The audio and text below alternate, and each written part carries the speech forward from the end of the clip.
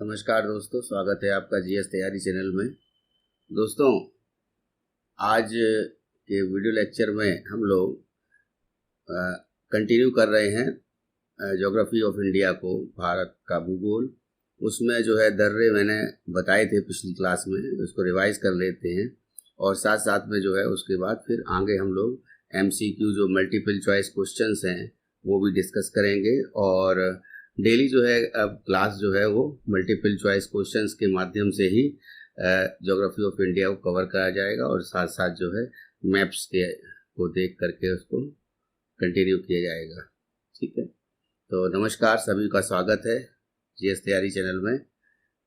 और जिन लोगों ने अभी तक सब्सक्राइब नहीं किया है तो जल्दी से सब्सक्राइब कर लीजिए चैनल और बेल आइकन दबा दीजिए ताकि जो भी नया वीडियो अपलोड हो उसकी जानकारी जो है आप लोगों को मिल जाए। ठीक है, तो स्टार्ट करते हैं। भारत में स्थित दर्रे हैं। तो सबसे पहले जो है जैसे कराकोरम दर्रा है। कराकोरम दर्रा ये हमारा जम्मू कश्मीर में है। हमने बताया था कि अगर हम भारत का मैप ऐसे बनाते हैं इधर से ऐसे कुछ, तो यहाँ कहीं जो है ये कराकोरम दर्रा है। ठीक है, तो ये दर्रा जो है यहाँ पे ऐसे पास बना देते हैं एक, तो ये दर्रा जो है ये जम्मू कश्मीर में अवस्थित है। उसके बाद जो है बुर्जिल दर्रा जो है ये भी जम्मू कश्मीर में है। बनिहाल दर्रा, इसके बारे में मैंने बताया था कि इससे होकर के जो है जवाहर सुरंग गई है ना, जो भारत की सबसे लंबी सुरंग है जवाहर सुरंग, वो गई है। लेकिन अभी जो है स्टेटस ये हो गया है कि जवाहर सुरंग के बाद जो है अभी लिपुलेख दर्रा जो है उत्तराखंड में, उससे ऊपर एक नई सुरंग निकाली जा रही है ना। वो लगभग जो है 6 किलोमीटर के आसपास की उसकी लंबाई है और वो जो है सुरंग जो है वो भारत की लार्जेस्ट जो है सुरंग हो जाएगी, भारत की लार्जेस्ट जो टनल हो जाएगी। और उसके बाद आते हैं पीर पंजाल दर्रा। पीर पंजाल दर्रा जो है ये भी जम्मू कश्मीर में है। तो मैंने बताया था कि ऊपर से जब हम लोग चलते हैं तो भारत के नक्शे पर जैसे ऊपर ये कराकोरम पर्वत श्रेणी है, उसके बाद यहाँ पे लद्दाख, जास्कर और फिर पीर पंजाल। ठीक है ना, तो पीर पंजाल जो है ये लास्ट वाली जो पर्वत श्रेणी यहीं पर ये दर्रा स्थित है। तो पीर पंजाल दर्रा जो है ये जम्मू कश्मीर में स्थित है। जोजिला दर्रा ये भी जम्मू कश्मीर में स्थित है। ठीक है, तो इतने जो दर्रे हैं ये जम्मू कश्मीर में हैं। पिछली क्लास में ही मैंने आप लोग को दर्रों के बारे में बताया था। उसके बाद आते हैं हिमाचल प्रदेश में। हिमाचल प्रदेश में जो रोहतांग दर्रा है और शिपकीला दर्रा है। रोहतांग और शिपकीला बहुत एग्जाम में पूछे जाते हैं। दर्रा एक्चुअली होता क्या है कि दर्रा जो है ये बेसिकली जैसे दो पर्वत हैं, दो पर्वत श्रेणियां हैं ऐसे, और या फिर एक हिमालय की पर्वत श्रेणी है, उसकी अलग अलग श्रेणियां हैं। तो उन पर्वत श्रेणियों के बीच से जो है ये रास्ता जाता है। तो ये जो बीच से रास्ता जाता है ये दर्रा कहलाता है। ये जो रास्ता है ये दर्रा कहलाता है।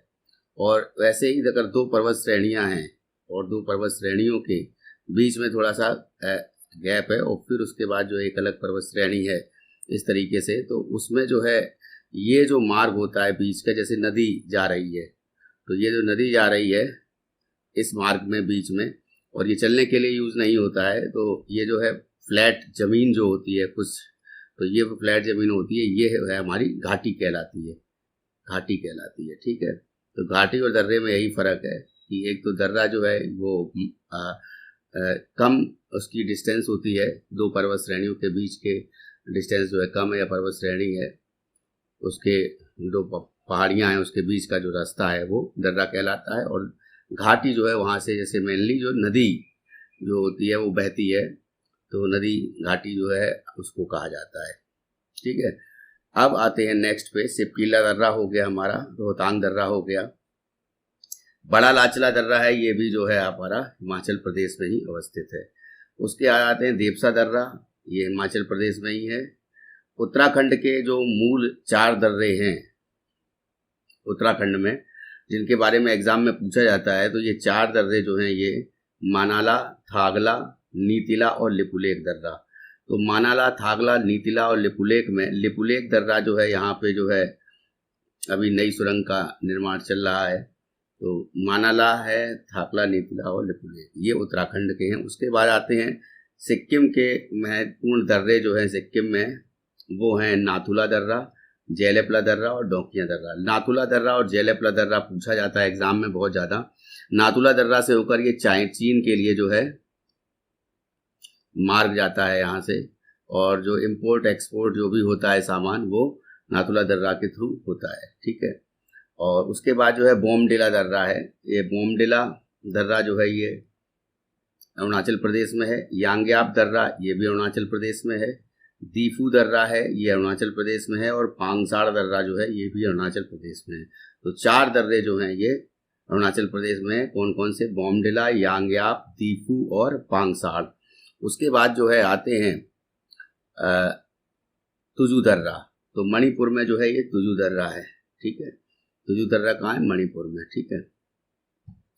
और मणिपुर में अभी करंट न्यूज़ चल रही है, जो मणिपुर में हिंसा हो रही है उसको लेकर के, कि जो मैंने बताया था आप लोग को, जो करंट अफेयर्स के जो चैप्टर है उसमें, या रात में जो करंट अफेयर्स की क्लास लेते हैं उसमें हमने बताया था आपको कि एक तरफ आदिवासी हो गए हैं और दूसरी तरफ जो है जो वहाँ की मूल प्रजाति जो है जिसकी परसेंटेज ज़्यादा है तो वो हो गए हैं, और दोनों के बीच में कन्फ्लिक्ट हो गया है। और अभी तो स्थिति जो है, आज अमित शाह जो गृह मंत्री हैं हमारे श्री अमित शाह जी, वो वहाँ पर दौरे पर गए हैं, 4 दिन के दौरे पर, और देखेंगे कि किस तरीके से क्या वहाँ पर हो सकता है। और जो आदिवासी जो हैं वो अलग से जो है एक राज्य बनाने की मांग कर रहे हैं वहाँ पर। तो कुकी जनजाति जो है वो खास तौर से जो है मणिपुर में है, जनजाति है। और उसके बाद जो है थाल घाट, भोर घाट और पाल घाट।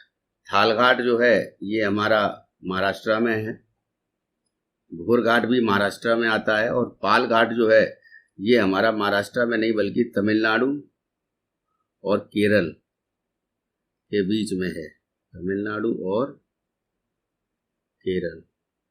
और ये जो तमिलनाडु केरल के बीच में है, तो केरल का जो है एक तरह से पाल घाट को पालक्कड़ भी बोला जाता है। तो पालक्कड़ जो है वो केरल में है। यहाँ से जो है कार्डमम हिल्स जो हैं वो भी जाती हैं। सैनकोट्टा दर्रा है, ये भी हमारा केरल में स्थित है, ठीक है। इसके बाद आते हैं भारत में स्थित महत्वपूर्ण घाटियाँ। तो मूर्खा घाटी, ये सभी घाटियाँ भी एग्जाम में पूछी जाती हैं, वनडे एग्जाम में। जैसे अभी उत्तर प्रदेश वीडियो का एग्जाम है तो उसको लेकर के भी ये इम्पोर्टेंट है। यूपी वीडियो का एग्जाम भी होने जा रहा है जून में, जून के लास्ट सप्ताह में, लास्ट वीक में, ठीक है। और इसमें जो है ये इम्पोर्टेंट है। तो मूर्खा घाटी जम्मू कश्मीर में है, कश्मीर घाटी है, नुब्रा घाटी है और सुरू घाटी है। ये 4 घाटियाँ जो हैं ये जम्मू कश्मीर में हैं। उसके बाद पार्वती घाटी है हिमाचल प्रदेश में, किन्नौर घाटी है ये भी हिमाचल प्रदेश में है, पांगी घाटी है, कुल्लू घाटी है और सांगला घाटी। पांगी घाटी, कुल्लू घाटी और सांगला घाटी, ये याद करिएगा, याद रखिएगा सांगला घाटी के बारे में। चंबा घाटी पर भी क्वेश्चन पूछा जा चुका है। कांगड़ा घाटी हम लोग जानते हैं कि ये हिमाचल प्रदेश में है। फिर है लाहौल स्पीति जो है वो भी, दोनों घाटियां हैं वो वहीं पर हैं। और मालना घाटी, मानला घाटी जो है ये भी हिमाचल प्रदेश में है। तो ये सारी जो घाटियां हैं ये हिमाचल प्रदेश में। घाटी और दर्रे के बीच में मैंने अभी आपको डिफरेंस बता दिया है। उसके बाद आते हैं सोर घाटी। सोर घाटी जो है ये उत्तराखंड में है। दून घाटी ये भी उत्तराखंड में है। जोहार घाटी जो है ये उत्तराखंड में है। फूलों की घाटी, ये बहुत इंपॉर्टेंट है, ये पूछा जाता है। शांत घाटी और फूलों की घाटी याद रखिएगा कि फूलों की घाटी उत्तराखंड में है और शांत घाटी जो है वो केरल में है। शांत घाटी कहाँ पर है? केरल में, ठीक है। उसके बाद जो है नेक्स्ट आते हैं धर्मा घाटी। धर्मा घाटी ये भी जो है उत्तराखंड में है।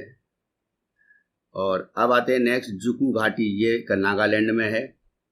यूथांग घाटी मैंने बताया था सिक्किम में है। सुरमा घाटी ये असम में है। उसके बाद आते हैं अराकू घाटी जो है, अराकू घाटी है ये विशाखापट्टनम में है। आंध्र प्रदेश में। नेवरा घाटी ये आपका जो है पश्चिम बंगाल में है। और उसके बाद जो है कम्मम घाटी जो है ये तमिलनाडु में है। और शांत घाटी ये मैंने बताया था अभी केरल में है। ये घाटियों के नाम है जिनको आपको याद रखना है। उसके बाद आते हैं जलप्रपात। जलप्रपात क्या होते हैं? देखिए जलप्रपात जो है जैसे नदी जो है ऊपर से जो है पर्वत के ऊपर से जो है सीधे एकदम जो है नीचे की तरफ गिरती है तो वो जलप्रपात बनाती है, ठीक है ना। एक तरह से फॉल, वाटरफॉल जिसको बोलते हैं, वाटरफॉल, ठीक है ना। तो वाटरफॉल बनाती है। अब इम्पोर्टेंट वाटरफॉल जो है इंडिया के कौन कौन से हैं इसके बारे में हम डिस्कस कर रहे हैं। और जो जोग और शरावती जिसको बोला जाता है, शरावती जो वाटरफॉल है, जलप्रपात है, वो कर्नाटक में है। और इसी को जो है सबसे ऊंचाई पर स्थित जैसे एक तरह से लार्जेस्ट जलप्रपात बोला जाता है। तो लेकिन ये कन्फ्लिक्ट रहता है हमेशा। तो कुंचिकल जलप्रपात जो है ये इसको जो है सबसे हाईएस्ट ऊंचाई पर बोला गया है। अगर कहीं पे भी कोई एग्जाम में क्वेश्चन आता है और उसमें जो है कुंचिकल जलप्रपात और जोग या गरसोपा है ना जलप्रपात जो है उसको जो है बोला जाता है जो शरावती नदी पर है, और तो फिर आप कुंचिकल ही इसका आंसर लगाइएगा। अगर दोनों ऑप्शन ना हो तो जोग। तो कुंचिकल जलप्रपात ये वराही नदी पर है कर्नाटक में। जोग या गरसोपा जो है ये भी शरावती नदी पर कर्नाटक में है। गोकक जलप्रपात ये कृष्णा की सहायक नदी है, गोकक नदी, ठीक है। और गोकक नदी कहाँ पे है? कर्नाटक में है, ठीक है। धुआंधार जलप्रपात बहुत पूछा जाता है, ये मोस्ट इम्पोर्टेंट है एग्जाम में जो है बहुत ज़्यादा जो है ये पूछा जाता है। धुआंधार जलप्रपात ये नर्मदा नदी पर है मध्य प्रदेश में। चूलिया जलप्रपात जो है ये चंबल नदी पर राजस्थान में है। मधार जलप्रपात जो है ये नर्मदा नदी पर है, मधार जलप्रपात। और पुनासा जलप्रपात ये भी नर्मदा नदी पर है, ये मध्य प्रदेश में है। देखिए नदियों के बारे में हमने पिछली क्लास में डिस्कस किया था। तो नदियाँ जो होती हैं दो तरह की होती हैं, एक प्रायद्वीपीय नदियाँ और हिमालयी नदियाँ। हिमालयी नदियाँ जो हैं और दूसरी हैं प्रायद्वीपीय। इनमें क्या डिफरेंस है ये हम बता देते हैं। तो प्रायद्वीपीय नदियाँ वो नदियाँ होती हैं जो एक तरह से प्रायद्वीपीय भारत में है, यानी कि जो हिमालय के अलावा जो नदियाँ हैं जो वर्षा पर मेनली डिपेंड होती हैं। अगर वर्षा अच्छी होती है तो वो नदियों का पानी जो है जल स्तर जो है वो बढ़ जाता है, और उसके बाद में बारिश के महीने में और उसके बाद जो है वो नदी जो है बहती रहती है। उसके बाद जो है अगर ये देखा जाए कि मान लीजिए पानी नहीं बरसता है तो वो नदियाँ जो है सूख जाती हैं। हिमालयी नदियाँ वो नदियाँ हैं जो बेसिकली सूखती नहीं है, ये हिमनदों से जो है पानी आता है। जैसे गंगा है तो गंगोत्री हिमनद है, या यमुनोत्री हिमनद है यमुना के लिए। तो उस तरह वो जो नदियाँ हैं वो हिमालयी नदियाँ कहलाती हैं। उसी प्रकार से जैसे जलप्रपात का हम बात कर रहे हैं इसमें, तो इन नदियों के बीच में एक चीज़ और है कि जो नदियाँ जो हैं वो 2-3 नदियाँ हैं जो भ्रंश घाटी से होके जाती हैं, ठीक है। जो एक तरह से घाटी है वो पतली घाटी है, वहाँ से होकर जाती हैं। तो वो भ्रंश घाटी जो है वो बेसिकली जो है पहला चीज़ तो है कि वो नर्मदा नदी और दूसरी ताप्ती नदी, ठीक है। ये दोनों नदियाँ जो हैं ये भ्रंश घाटी से होकर बहती हैं, ठीक है। उसके बाद जो है माही नदी भी इसी तरह से भ्रंश घाटी से होकर बहती है। नर्मदा और ताप्ती नदियाँ ये मैंने बताया था कि पिछली बार कि डेल्टा का निर्माण नहीं करती हैं, ये ज्वारंधमुख या का निर्माण करती हैं, ठीक है। अब ज्वारंधमुख और डेल्टा क्या चीज़ है उसके बारे में जान लीजिए। देखिए डेल्टा जो होता है वो ट्रेंगुलर होता है, पहली चीज़ तो वो त्रिभुजाकारी होता है। ज्वारंधमुख जो होता है वो सपाट होता है, एकदम सीप के आकार का होता है, ठीक है। ज्वारंधमुख में क्या होता है, जब उस क्षेत्र को कहा जाता है जब मीठा पानी लेकर के जो है नदियाँ और समुद्र में गिरती हैं तो वो समुद्र का खारा पानी से मिलने पर वो ज्वारंधमुख का निर्माण करते हैं, तो वो ज्वारंधमुख बोला जाता है, ठीक है। और दूसरा जो है ये डेल्टा जो है ये ट्रेंगुलर होता है, उसका कोई शेप नहीं होता है ज्वारंधमुख का। ज्वारंधमुख फ्लैट होता है और उसमें कई तरह की धाराएं जो है बटी होती हैं, लेकिन जो डेल्टा होता है वो डेल्टा जो है वो थोड़ा सा सपाट ना होकर के वो थोड़ा सा नीचे की तरफ होता है और ट्रेंगुलर शेप में होता है। ट्रेंगुलर शेप का मतलब है पीछे जो आएगा वो बेस की तरह जैसे ट्रेंगल में होता है और आगे जाने पर वो पतला होता जाता है। ठीक है, तो मधार और पुनासा जलप्रपात ये मध्य प्रदेश में स्थित हैं। कपिल धारा बहुत पूछा जाता है, कपिल धारा जलप्रपात ये भी जो है ये मध्य प्रदेश में स्थित है नर्मदा नदी पर। और ये याद रखिएगा धुआंधार जलप्रपात और कपिल धारा ये बहुत ज़्यादा पूछे जाते हैं एग्जाम में। उसके बाद आते हैं चित्रकट भी नाम आता है, कहीं कहीं पे चित्रकूट भी नाम आता है। तो ये चित्रकट जो जलप्रपात है ये एग्जाम में पूछा भी गया है, पुलिस के एग्जाम में, यूपी पुलिस में और भी एग्जाम में जो है ये पूछा जाता है। सुमेलित करने के लिए आता है, तो फिर सुमेलित भी करने के लिए वाले क्वेश्चन में भी ये पूछा जाता है पीसीएस में। तो ये इंद्रावती नदी पर है छत्तीसगढ़ में। कौन सा? चित्रकट जलप्रपात या चित्रकूट जलप्रपात। हुंदरू नदी जलप्रपात जो है ये स्वर्णरेखा नदी पर है। ठीक है, स्वर्णरेखा नदी जो है झारखंड में बहती है। मैंने बताया था कि टाटानगर या जमशेदपुर जो है स्वर्णरेखा नदी और खरकई नदी ये दो नदियों के जो किनारे बसा हुआ है। उसके बाद दूध सागर जलप्रपात है ये मांडवी नदी पर है और मांडवी नदी जो है ये गोवा में बहती है। पणजी जो है इसी नदी के किनारे स्थित है। कुने जलप्रपात ये महाराष्ट्र में है, कुने जलप्रपात। और उसके बाद है बरकाना जलप्रपात, ये सीता नदी जो है एक वो कर्नाटक में है।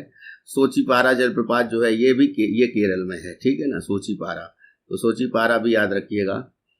अब आते हैं जो मेन जो झीलें हैं उनके बारे में जानते हैं। तो सबसे पहले तो एक बात याद रखिए, ये जो झीलें हैं ये झीलें जो हैं कई तरह की होती हैं। तो सबसे पहले झीलों का देखिए क्या है कि जो ऐसे कोई झील है तो झील जो है जहाँ पर जो है पानी जो है आगे जा कर के जो है एक झील का रूप ले लेता है और क्लोज्ड होती है पूरी तरह ये।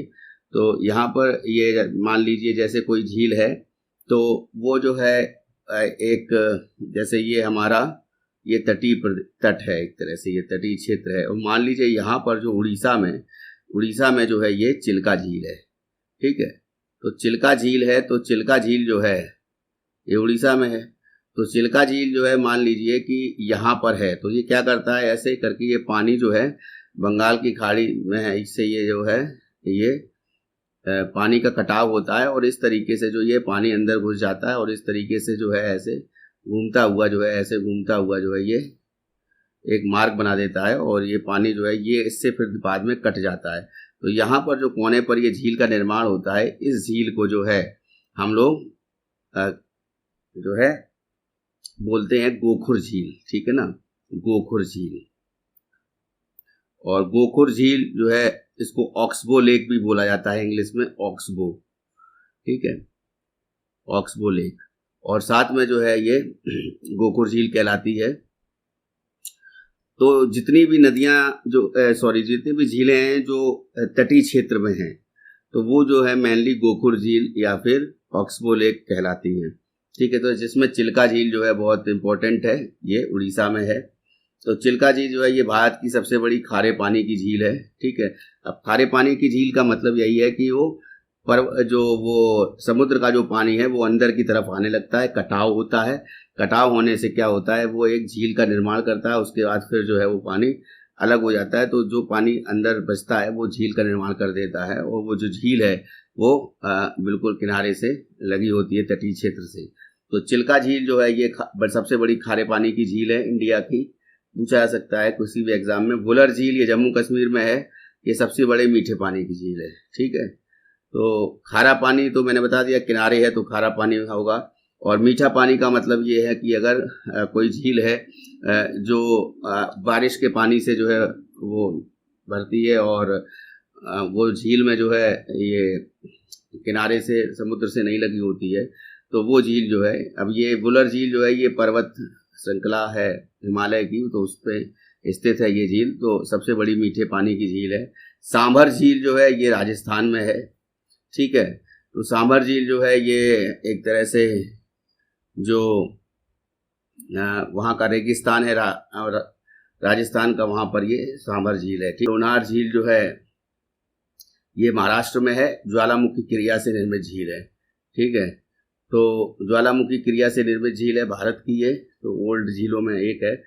पुलिकट झील, इसके किनारे जो है सार बसा हुआ है जो तमिलनाडु में है, ये एकदम बॉर्डर पे है तमिलनाडु आंध्र प्रदेश के। तो शार जो है ये अंतरिक्ष स्टेशन है भारत का, जहाँ से जो है ये जितने भी यान PSLV और GSLV या जो भी यान हैं ये ऊपर छोड़े जाते हैं अंतरिक्ष में, तो ये सार से के द्वारा ही छोड़े जाते हैं, ठीक है ना। और श्रीहरिकोटा है ना में है ये श्रीहरिकोटा। तो पुलिकट झील जो है वही उसी के किनारे है और नाम है श्रीहरिकोटा।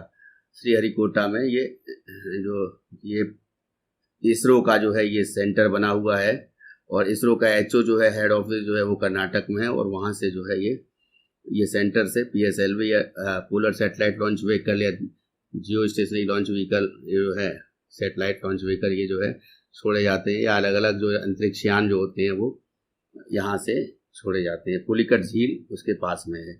लोकटक झील ये जो है बहुत इंपॉर्टेंट झील है, मणिपुर में ये झील है लोकटक झील, और ये झील जो है मणिपुर की जीवन रेखा कहलाती है, और वहाँ पर जो है पानी का जो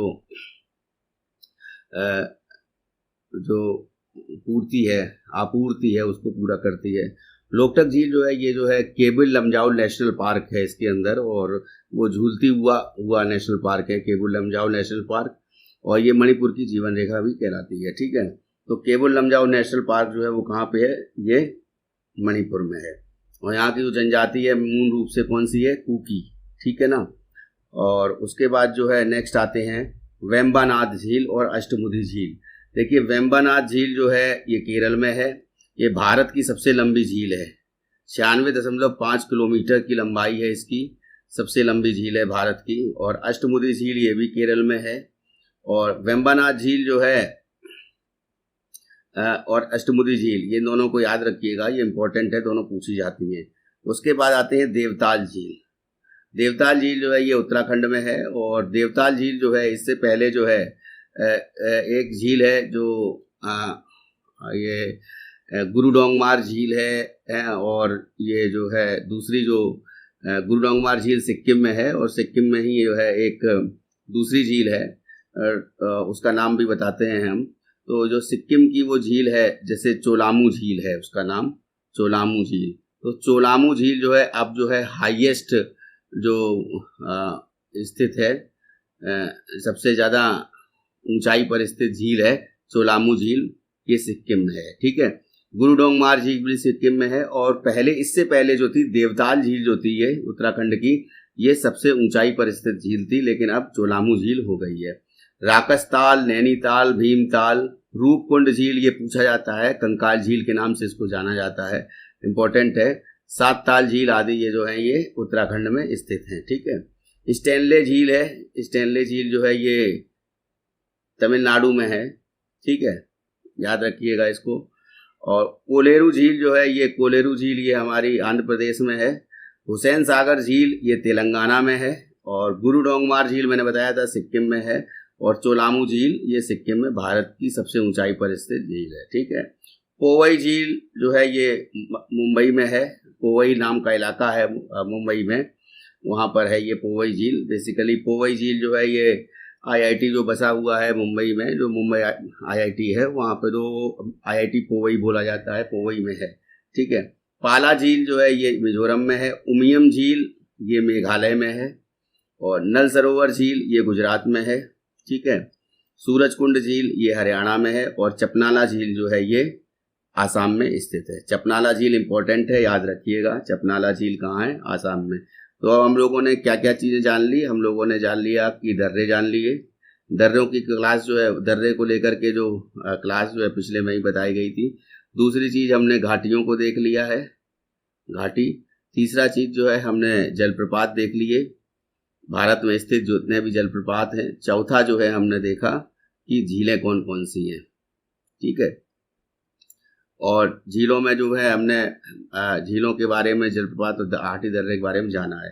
पांचवी चीज़ जो पिछली क्लास में जो है नदियों के बारे में मैंने बताया था कि कौन सी नदी और कितनी लंबी और क्या सहायक है, ठीक है, कौन सहायक नदी है किसकी, ये सारा चीज़ जो है वो नदी कहाँ से निकली है उसके बारे में बताया था। छठवीं चीज़ जो है उसके बाद में पर्वतों के बारे में सबसे पहले जो है वो बताया था।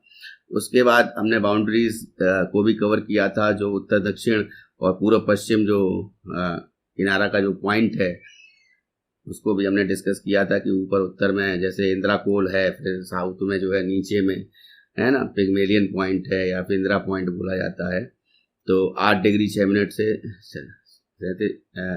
8 डिग्री 4 मिनट से 36 डिग्री 6 मिनट तक ये होता है ऊपर। और उसके बाद जो है 6 डिग्री 4 मिनट तक अगर अंडमान निकोबार की तरफ जाते हैं नीचे तक तो इंदिरा पॉइंट मिलता है 6 डिग्री 4 मिनट पर। मुख्य भूमि में 8 डिग्री 4 मिनट है, ठीक है।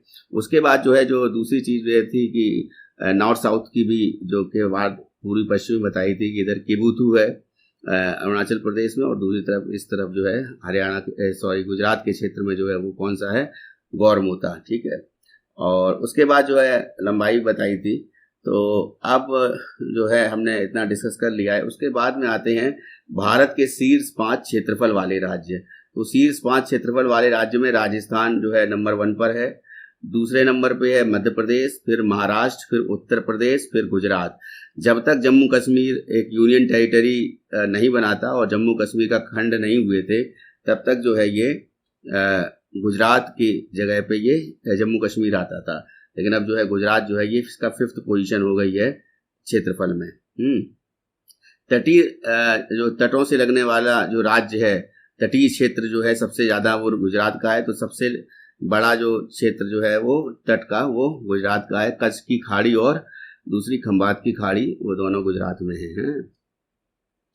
और एक नदी मैंने बताई थी लूनी नदी जो अरावली पर्वत श्रेणी से निकलती है और वो जो है कच्छ के रण में जाने से मतलब में जो है ये लुप्त तो हो जाती है, ठीक है।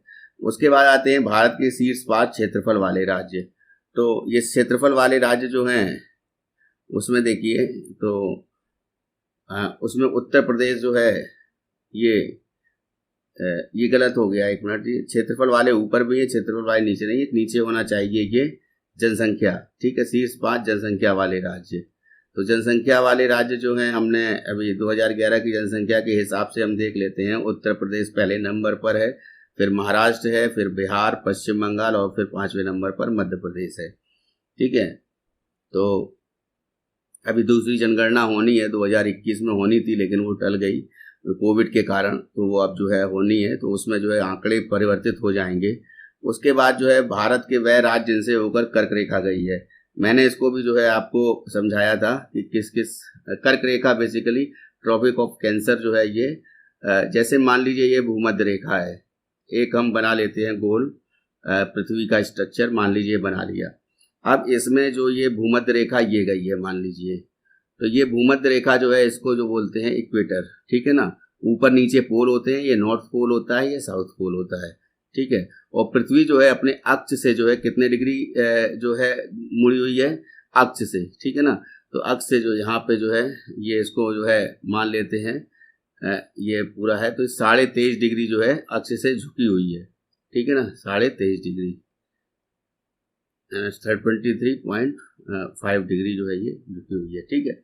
उसके बाद जो है ये जो भूमध्य रेखा है तो पृथ्वी में उसके ऊपर जो होती है कर्क रेखा होती है, ठीक है।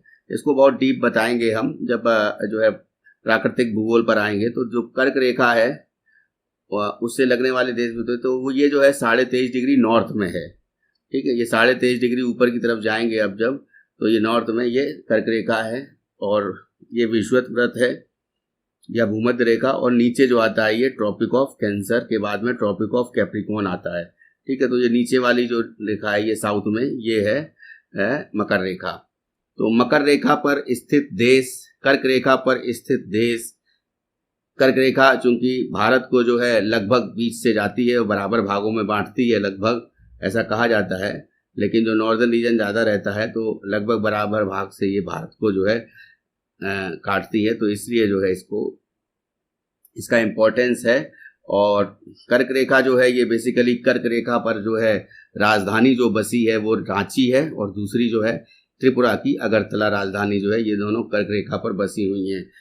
उज्जैन शहर कर्क रेखा के पास है। तो अब देखिए जब ये सूरज जो है ये 23.5 डिग्री जो झुकी हुई है पृथ्वी, तो गर्मी के मौसम में जो है ये जो सनलाइट है वो जो है नॉर्दर्न की तरफ ज़्यादा होती है। और ये जो है इसका पूरा जो है एक सर्किल जो है वो बना के बताएंगे हम कि पृथ्वी पश्चिम से पूरब की ओर घूमती है तो किस तरीके से जो है क्या क्या चेंजेस आते हैं। तो वो जलवायु में क्या चेंज आते हैं या फिर जो वायु धारा है या जल धारा है वो कैसे परिवर्तित होती है ना, उस आपकी सब चीज़ें जो हैं वो प्राकृतिक भूगोल में आपके साथ डिस्कस की जाएंगी। तो ये जो है इससे जो है अगर हम मान लें बेस से, तो बेस से जो है ये मान लीजिए ये जो इक्वेटर है, इक्वेटर से 66.5 डिग्री 66.5 डिग्री, ठीक है। तो इक्वेटर से जब भी पूछी जाएगी तो 66.5 डिग्री पृथ्वी झुकी हुई है, और पोल से पूछी जाएगी तो वो 23.5 डिग्री झुकी हुई है, ठीक है। तो ये जो इंडिया जो है उस वहाँ पर जो है कर्क रेखा जो जाती है वो विभिन्न राज्यों से होकर के जाती है। कर्क रेखा जो है राज्यों की बाउंड्रीज जो है वो कर्क रेखा से होकर गुजरती है, कर्क रेखा उनसे होकर गुजरती है। तो कौन कौन से राज्य हैं? गुजरात जैसे जाएंगे, गुजरात के बाद राजस्थान, मध्य प्रदेश, छत्तीसगढ़, फिर झारखंड, फिर पश्चिम बंगाल, त्रिपुरा और मिजोरम। देखिए पश्चिम बंगाल है, उड़ीसा नहीं है, याद रखिएगा। बहुत लोग क्या सोचते हैं, जब अगर सोचने बैठेंगे तो कहेंगे नहीं वो उड़ीसा भी हो सकता है, तो ऐसा नहीं होना चाहिए। और राजस्थान जो है इसको भी टच करती है थोड़ा सा। तो ये 8 स्टेट जो हैं, टोटल 8 स्टेट्स हैं जिनसे होकर के कर्क रेखा जाती है। तो ये बहुत जल्दी जो है इम्पोर्टेंट वन लाइनर जो वन डे एग्जाम है उसमें पूछा सकता है कि इन 4 राज्य दे दिए और उनमें कह दिया कि इनमें से किस राज्य से होकर कर्क रेखा नहीं गुजरती है, ठीक है। तो कर्क रेखा जो है तो ये जो है ये हमारे भारत से होकर गुजरती है, तो इन 8 राज्यों से होकर जाती है, ठीक है। उसके बाद जो है भारत के शीर्ष 5 लवणीय मृदा वाले राज्य। लवणीय मृदा मतलब सैलिनिटी जिसमें ज़्यादा होती है, तो जिसका समुद्र से जो ज़्यादा लगा होगा, बाउंड्री ज़्यादा होगी, तो वही लवणीय मृदा ज़्यादा होगी। तो पहला जो है गुजरात, दूसरा पश्चिम बंगाल, तीसरा आंध्र प्रदेश, चौथा हरियाणा और 5वां तमिलनाडु, ठीक है। ये 5 स्टेट जो हैं लवणीय मृदा वाले राज्य हैं। आपसे अगर पूछा जाएगा तो केवल एक पूछा जाएगा कि भारत का सबसे अधिक लवणीय मृदा वाला राज्य कौन सा है। लवणीय मृदा मतलब जो है साल्टी लेक, जो साल्टी होता है, जो है खारापन जिसमें होता है, तो वो गुजरात है, ठीक है। वहाँ पे लवणीय मृदा पाई जाती है। और सूखा प्रभावित राज्य कौन से हैं? तो सूखा जो है रेगिस्तान में है, तो फिर सबसे पहले तो जो है राजस्थान का नाम आ जाएगा, फिर दूसरा गुजरात, तीसरा महाराष्ट्र, चौथा कर्नाटक और 5वां मध्य प्रदेश जो है ये सूखा प्रभावित राज्य हैं, ठीक है। सूखा बेसिकली क्या है कि रेगिस्तान जो है इंडिया में 2 जगह पे है, ठीक है। रेगिस्तान या कह सकते हैं जो मरुस्थल, तो मरुस्थल जो है इंडिया में 2 जगह पे है मेनली।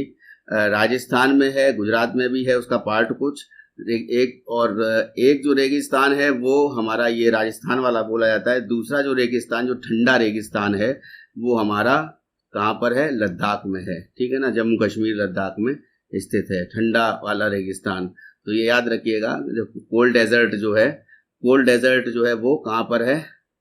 ये आपका लद्दाख और जम्मू कश्मीर में है, ठीक है। और जो हॉट डेजर्ट है ये हमारा राजस्थान, सभी लोग उससे परिचित हैं। ये बाड़मेर जिला है या जैसलमेर जिला है, या फिर सबसे वो जो तीसरा जो है बाड़मेर के बाद में ये बीकानेर जिला है, तो उसके जैसलमेर जिले से थोड़ा और उधर जाएंगे तो आपको ये डेजर्ट देखने को मिलता है, ठीक है। उसके बाद आते हैं भारत के शीर्ष 5 बंजर भूमि वाले राज्य।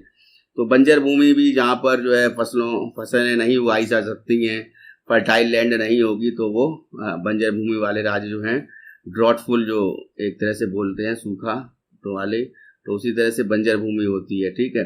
तो वो राज्य कौन से हैं? राजस्थान है नंबर 1 पर, दूसरे पर जम्मू एंड कश्मीर था, और जम्मू कश्मीर का विभाजन हो गया है तो जम्मू कश्मीर तो रहा नहीं, ठीक है ना। तो नंबर 2 पर आ गया मध्य प्रदेश, फिर तीसरा जो है आंध्र प्रदेश, फिर महाराष्ट्र, ठीक है। तो ये जो है ये बंजर भूमि वाले राज्य हैं। तो ये एक ही पूछा जाएगा सबसे अधिक बंजर भूमि कहाँ पर है, ठीक है। उसके बाद आते हैं भारत में तटीय सीमा वाले राज्य और केंद्र शासित प्रदेश। टोटल जो है 9 स्टेट्स जो हैं ये तटीय सीमा से लगते हैं, जिसमें सबसे ऊपर जो नाम आता है वो आता है गुजरात का स्टेट में। और वैसे अगर टोटल पूछा जाए तो अंडमान एंड निकोबार जो आइलैंड है, द्वीप समूह है उसका। तो उसके साथ में ये हमने किलोमीटर में जो है कितनी तटीय लंबाई है वो भी हमने दे रखी है। तो 1962 किलोमीटर जो है ये अंडमान निकोबार नंबर 1 पर, नंबर 2 पर गुजरात है, नंबर 3 पर आंध्र प्रदेश है, 4 पर तमिलनाडु, फिर 5वें पर महाराष्ट्र।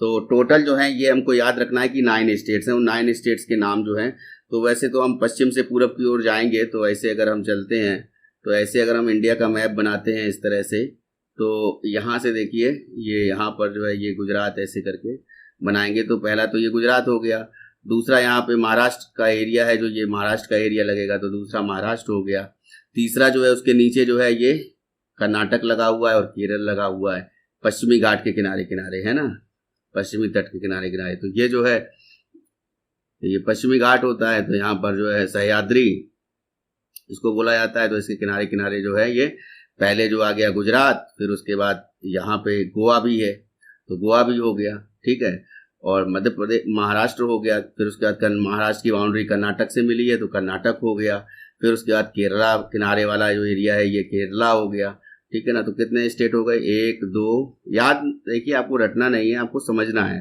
तो वो एक हो गया गुजरात, फिर उसके बाद महाराष्ट्र 2, ये तीसरा जो है गोवा 3, कर्नाटक 4 और 5वां केरल। फिर उसका इधर आते हैं तो तमिलनाडु है, ठीक है ना, ये वाला तमिलनाडु हो गया, तो 6 हो गए। फिर तमिलनाडु के ऊपर जो हो गया वो आंध्र प्रदेश हो गया, 7 हो गए। फिर उड़ीसा हो गया ऊपर, और उसके बाद जो है पश्चिम बंगाल हो गया। तो टोटल कितने हो गए, तटीय क्षेत्र जो हो गए, तटरेखा से लगने वाले राज्य टोटल 9 हो गए, ठीक है। तो आंध्र प्रदेश, तमिलनाडु, महाराष्ट्र, फिर ये जो है ये लंबाई के हिसाब से दे रखा है कि किसका सबसे ज्यादा जो है तटीय सीमा है। तो ये इंपॉर्टेंट है, आपसे अगर जब भी पूछा जाएगा तो 1 डे एग्जाम है, तो उसमें केवल 1 2 राज्य पूछे जाएंगे, तो गुजरात, आंध्र प्रदेश, तमिलनाडु, ये याद रखिएगा, ठीक है। 3 राज्य बहुत हैं याद करने के लिए, गुजरात, फिर आंध्र प्रदेश, फिर तमिलनाडु, फिर महाराष्ट्र है, केरला है, फिर उड़ीसा है, कर्नाटक है और पश्चिम बंगाल है, ठीक है। और पश्चिम बंगाल के बाद जो है आता है लक्षद्वीप, ठीक है। और लक्षद्वीप जो है ये अब जो है हम एक और चीज बात कर लेते हैं, देखिए 10 डिग्री चैनल, 9 डिग्री चैनल और 8 डिग्री चैनल, इन तीनों को और देख लेते हैं। तो ये 10 डिग्री चैनल जो है ये सीमा रेखा है एक तरह से, 10 डिग्री चैनल, ठीक है। दूसरा जो है 9 डिग्री चैनल है, ठीक है। और तीसरा जो है ये 8 डिग्री चैनल है। अब ये किस किस को जो है ये बाउंड्रीज जो है किसके, तो 10 डिग्री चैनल अंडमान और निकोबार को द्वीपों को अलग करता है माफ कीजिएगा। तो 10 डिग्री चैनल जो है ये अंडमान निकोबार को अलग दूर करता है, और 9 डिग्री चैनल जो है ये उसके बाद में लक्षद्वीप और मिनिकॉय के बीच में है, और मिनिकॉय और उसके बाद जो है नीचे मालदीव है, मिनिकॉय मालदीव, तो वहां उनके बीच में जो है ये 8 डिग्री चैनल है। तो 3 तो बाउंड्री ये हो गई, ठीक है। पहला हो गई 10 डिग्री चैनल जो अंडमान निकोबार के बीच में है, 9 डिग्री चैनल ये लक्षद्वीप और मिनिकॉय, मान लीजिए लक्षद्वीप के कई द्वीप हैं यहाँ पे फैले हुए हैं, तो उसके बाद नीचे मिनिकॉय है, वो 9 डिग्री चैनल अलग करता है। फिर उसका 8 डिग्री चैनल जो है उसके नीचे है, वो नीचे मालदीव देश है, मालदीव से अलग करता है, ठीक है। और इसी तरह से जैसे मैकमोहन रेखा है वो चाइना और इंडिया के बीच में है, रेड क्लिफ रेखा जो है ये जो है पाकिस्तान और इंडिया के बीच में है, और डूरंड रेखा जो है ये जो है पहले जो है पाकिस्तान जो अविभाजित भारत था 1947 से पहले, तो ये जो है जब अविभाजित भारत था जो, तो उस समय जो है ये इंडिया और अफगानिस्तान की सीमा थी, तो वो लगती थी, तो उसको डूरंड रेखा बोला जाता था। उसी तरह से जो है तमाम जो है हिडनबर्ग रेखा है, ओडरनीसे है, और 49 डिग्री पैरेलल लाइन है, तो हैं उनको भी हम जो है वैश्विक स्तर पे जो है विश्व का भूगोल जब बताएंगे तब बताएंगे कि कौन सा लाइन जो है कनाडा और अमेरिका को अलग करती है, और कौन सी लाइन जो है नॉर्थ कोरिया और साउथ कोरिया को अलग करती है, जर्मनी और फ्रांस को अलग करने वाली कौन सी लाइन है, ये सभी जो है पूरा डिस्कस करेंगे, ठीक है। अब आते हैं यहाँ से हम क्वेश्चन पर। तो डेली जो है हम क्वेश्चन के माध्यम से ही अब ज्योग्राफी को समझेंगे, जो इम्पोर्टेंट क्वेश्चन हैं जो अभी तक आए हुए हैं, तो उसी के माध्यम से मैं आपको जानकारियां भी प्रदान करता रहूँगा, ठीक है।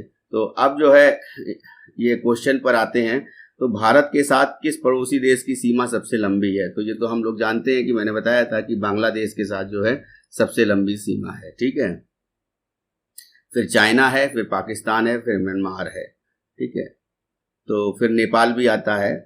तो किस देश की सीमा के साथ सिक्किम राज्य नहीं लगा है, देखिए हाँ, आप जब बाउंड्री बनाएंगे तो ये जो इलाका है ऐसे करके ये जाता है और ऐसे करके ऐसे होते हुए जो है ये भारत का ये पूर्वोत्तर राज्य का नक्शा जो है इस तरह से नीचे आ जाएगा और फिर ये ऐसे होते हुए यहाँ पे ऐसे जाता है, ठीक है ना, ऐसे, ठीक है।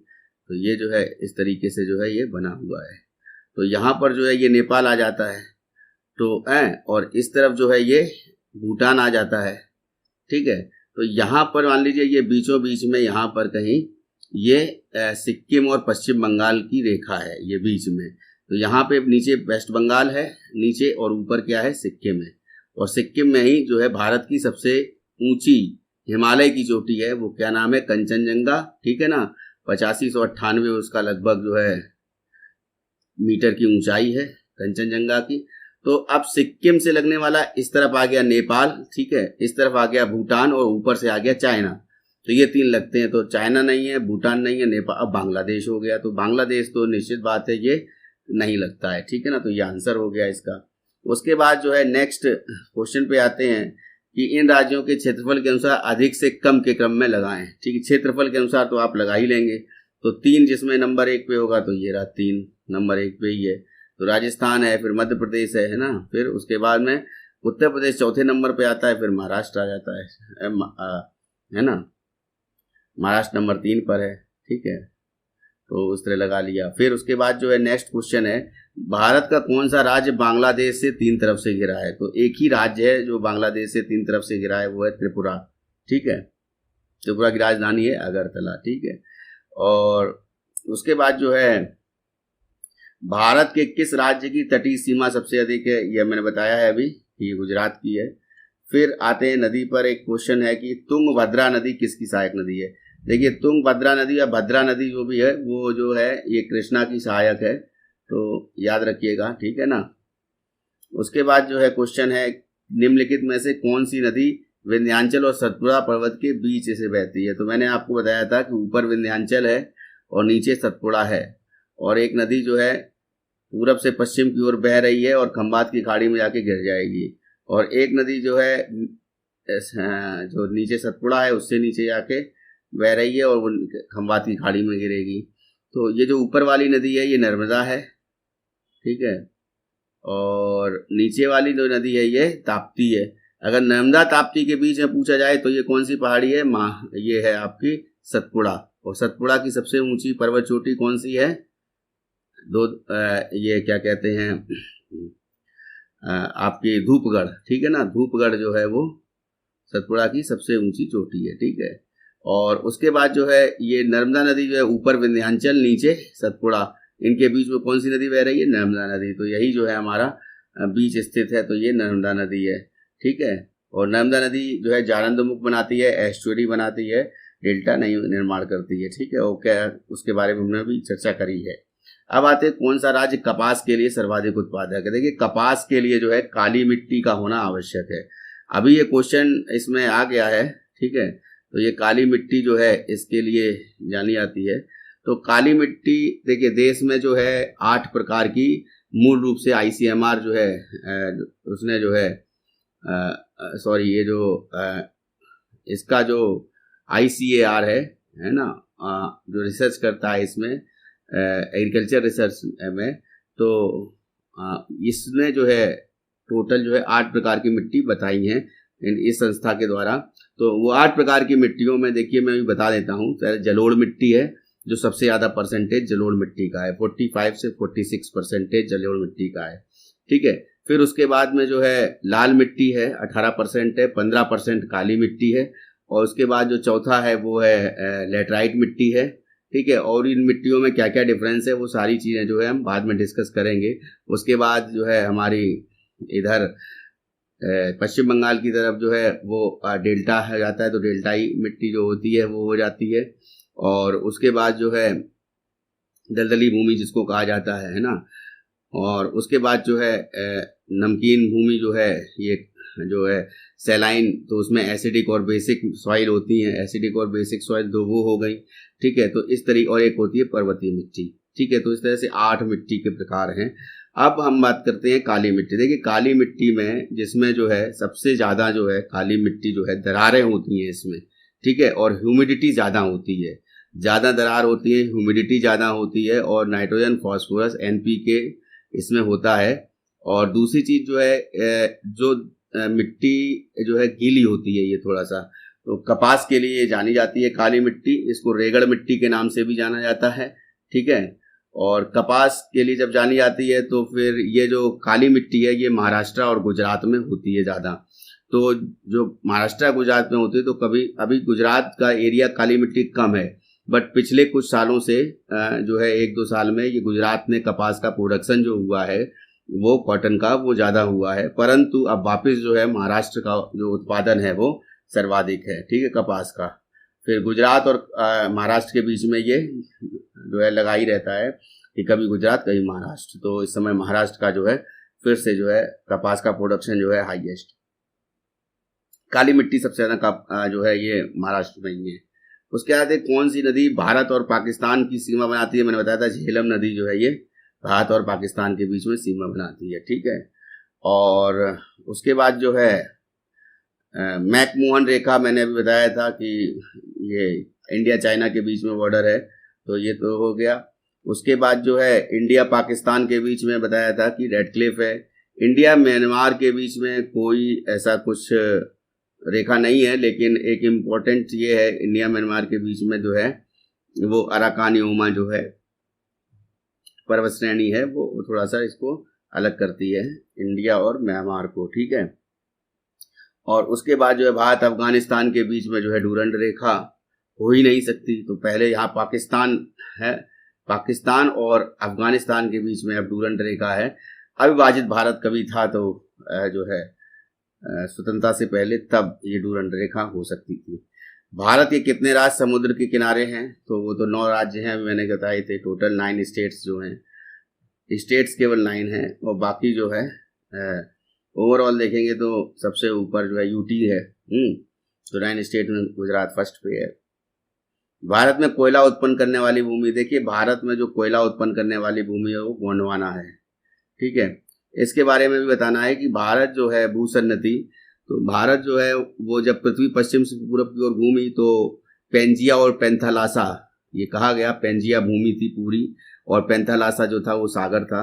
और जब पश्चिम से पूरब की ओर घूमी तो इसमें जो है दरार पड़ी, ये जो पानी है इसने जो है जो भूमि जो क्षेत्र था, जो सतही क्षेत्र था उसमें इसने भूमि में जो है लैंड एरिया में जो है पानी घुसा और धीरे धीरे धीरे धीरे उसने जो है पश्चिम से पूरब की ओर घूमते हुए जो है पानी जब अंदर जाने लगा तो अलग अलग जो है कॉन्टिनेंट्स भी स्थापित हुए। और साथ में जो है भारत जो है ये वहाँ पर जो है दक्कन की भूमि जो है दक्कन ट्रैप जो बना, और उसके बाद जो दक्कन का पठार और वो जो एक क्षेत्र बोला गया दक्कन का पठार, वो जो है एक तरह से मिनरल वाला एरिया बोला गया। और फिर आगे चल के जब नागपुर का पठार आता है तो वहाँ पर जो है भारत जो है ये गोंडवाना लैंड जो है वो कहा जाता है। और गोंडवाना लैंड में जो है गोंडवाना में जो है ये कोयले का उत्पादन ज़्यादा होता है। और धारवाड़ जो है ये कर्नाटक में है और इसमें जो है सबसे ज़्यादा उत्पादन जो है ये बाकी मिनरल्स का होता है। मिनरल्स के सबसे ज़्यादा जो है ये लोहा का जो बोल सकते हैं हम लोग कि आयरन ओर के लिए इंडिया में धारवाड़ जो है जाना जाता है।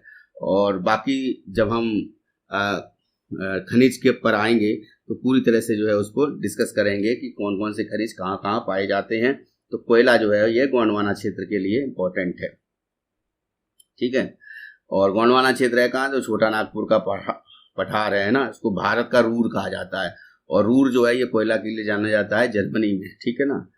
और उसके बाद जो है खनिज संसाधन जो है की दृष्टि से सर्वाधिक महत्वपूर्ण भूमि मैंने अभी बताया था कौन सी है, धारवाड़, ठीक है ना, ठीक है।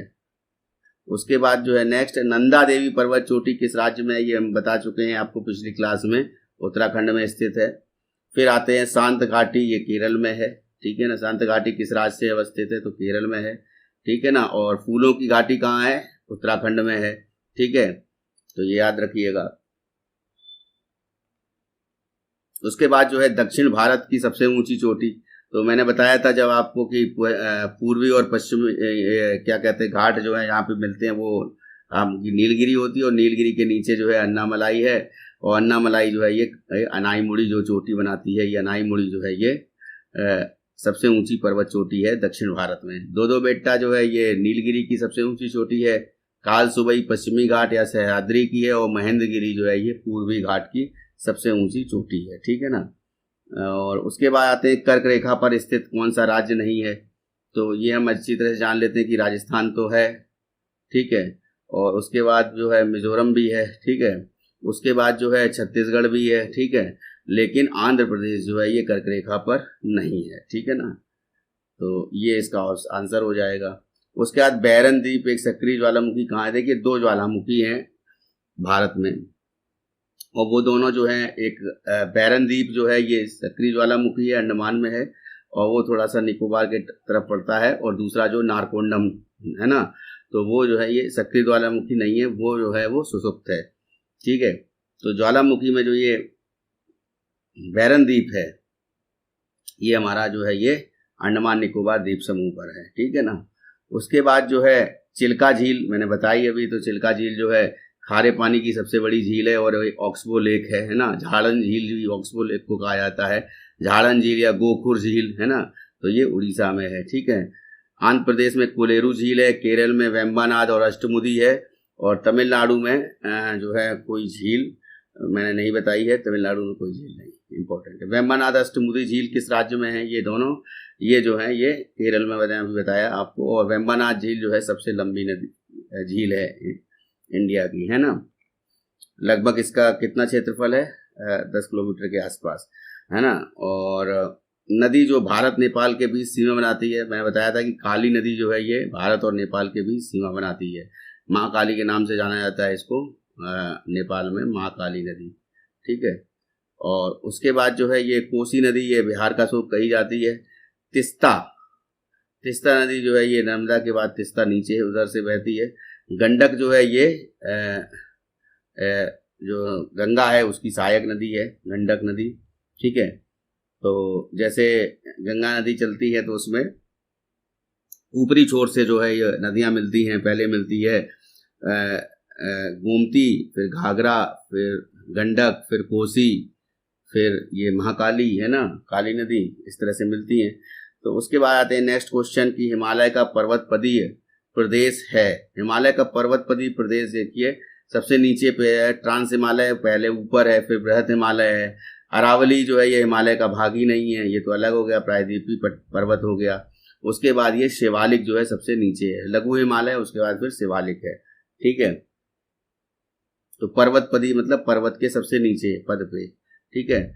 और उत्तर पश्चिम में स्थित पर्वत है, तो देखिए नॉर्थ और उत्तर पश्चिम, नॉर्थ वेस्ट में जो है हमारा अरावली तो ही है, अरावली पर्वत श्रेणी जो है उत्तर पश्चिम में है। विंध्याचल जो है हमारा बीच में पड़ता है, ठीक है, तो ये तो है नहीं सर, थोड़ा भी नहीं है। हिंदू कुश पर्वत जो है ये भारत में है ही नहीं है, ये तो कराकोरम से और उधर चले जाएंगे तब जो है ये हिंदू कुश पर्वत जो है पाकिस्तान और अफगानिस्तान की तरफ मिलता है, ठीक है। उसके बाद नेक्स्ट क्वेश्चन है जो कौन सी नदी विश्व की सबसे बड़ा नदी द्वीप माजुली द्वीप बनाती है, तो मैंने बताया था कि ब्रह्मपुत्र नदी जो है ये माजुली द्वीप बनाती है, ठीक है ना। आप जरा एक समझ लीजिए इंपॉर्टेंट बात कि इसको सांगपो कहा जाता है, ठीक है, कहाँ पे, तिब्बत में जो है इसको ब्रह्मपुत्र नदी को सांगपो कहा जाता है, सांगपो, ठीक है। और पर्वतों में आते हैं तो फिर जो जैसे एवरेस्ट की सबसे ऊंची पर्वत चोटी है तो उसको नेपाल में सागर माथा कहा जाता है, सागर माथा, ठीक है, नेपाल में। और इसी प्रकार जो है जो सबसे ऊंची चोटी जो एवरेस्ट है उसको जो है सागर माथा कहा जाता है ना, नेपाल में, ठीक है। और उसके बाद जो है ये सतलज नदी ये भी जो है निकलती है, और ब्रह्मपुत्र भी निकलती है कहाँ से, मानसरोवर झील के पास से, कैलाश पर्वत के पास से, है ना। और दूसरा जो इम्पोर्टेंट चीज है ये गंगा, तो गंगा जो नदी है देखिए, गंगा नदी जो है जमुना के नाम से जो है ये गंगा ब्रह्मपुत्र दोनों मिलके जब नीचे जाती हैं बांग्लादेश में तो जमुना के नाम से जानी जाती हैं। लेकिन जैसे ही ये एंटर करती है तो वो नदी जो है उस पर गंगा का नाम जहाँ पे आता है, तो जमुना भी ठीक है, लेकिन जो ओवरऑल जो है पद्मा नाम जो है ये गंगा का नाम है बांग्लादेश में, याद रखिएगा गंगा का नाम क्या है, पद्मा, ठीक है ना। तो ये बांग्लादेश में पद्मा के नाम से जानी जाती है। और मेघना नदी जो है वो भी एक नदी है, तो वो जो है इधर से बांग्लादेश की तरफ से आती है, मेघना नदी इसमें मिलती है, ठीक है। पूर्वी और पश्चिमी घाट के नाम मिलते हैं, वहाँ क्या कौन सी पहाड़ी है, तो ये मैंने बहुत बार बताया है, नीलगिरी है ना, 2-2 बेट्टा इसकी सबसे ऊंची चोटी है। कार्डमम सबसे साउथ में है, ठीक है ना, सबसे नीचे है कार्डमम, इलायची की पहाड़ियां हैं। सेवराय और जावेदी ये तमिलनाडु में है। अन्नामलाई अनाईमुड़ी पर्वत श्रेणी इसकी सबसे ऊंची चोटी है, अन्नामलाई भी साउथ में है। नीलगिरी है, फिर अन्नामलाई है, फिर कार्डमम है। सेवराय था जो थोड़े से तमिलनाडु में साइड में पड़ जाती है। पूर्वी घाट का सबसे ऊंची चोटी कौन सी, सर्वोच्च शिखर कौन सा है पर्वत श्रेणी का, तो ये महेंद्रगिरी है। अनाईमुड़ी की बात हो गई। पंचमढ़ी की पहाड़ियां जो है ये छत्तीसगढ़ के पास हैं।